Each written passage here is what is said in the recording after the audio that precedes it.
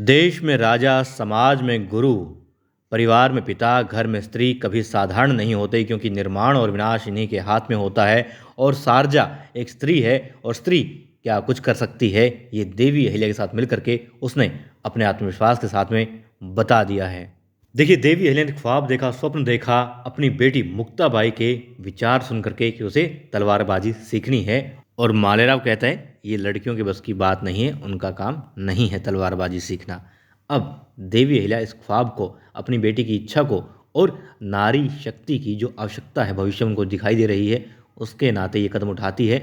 मगर खंडेराव होलकर भी उनका साथ नहीं देते। लेकिन देवी अहिल्या ये ख्वाब पाल चुकी थी और इसे सच होना था, इसलिए सारजा साथ देती है। और ना सिर्फ साथ देती है, इस सहेली सारजा ने जो बलिदान दिया, क्योंकि इसने कहा कि बेशक मृत्यु हो जाए, सारजा का जो चाहे हस्ल हो मगर वो लड़ेगी, क्योंकि देवी अहिल्या बहुत बड़ी परीक्षा दे रही है। इस अहंकारी, अपने बल के मद में चूर पुरुष समाज के खिलाफ ना जा करके बल्कि उसको एहसास करवाने के लिए दिव्य परीक्षा दे रही है कि स्त्री किसी भी तरह से पुरुषों से कम नहीं है और वक्त आने पर तलवार उठा के स्त्री पुरुषों के साथ खड़ी मिलेगी उन्हें।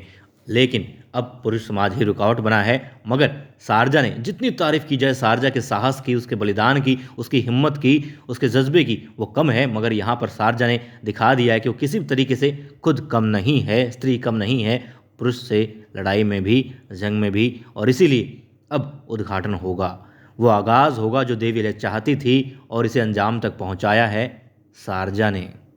जी हाँ, शस्त्रशाला की बात हुई थी सभा में, दरबार में, सबने मजाक बनाया था देवी अहिल्या का। मगर अब सारजा ने साबित कर दिया कि हाँ, वो कर सकती हैं, किसी मामले में कम नहीं है, महाकाय पुरुषों से लड़ सकती है।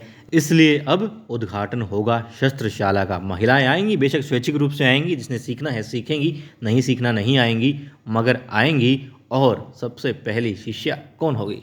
मुक्ताबाई तो आएगी ही आएगी। बस ये नहीं पता कि वजह तो बनी है सारजा और देवी अहिल्या इस शस्त्रशाला की। मगर बात ये कि उद्घाटन किसके हाथों होगा? मुक्ताबाई, सारजा या फिर खुद खंडेराव होलकर करेंगे, क्योंकि जान गए हैं, पहचान गए हैं स्त्री की ताकत को, उसकी क्षमता को।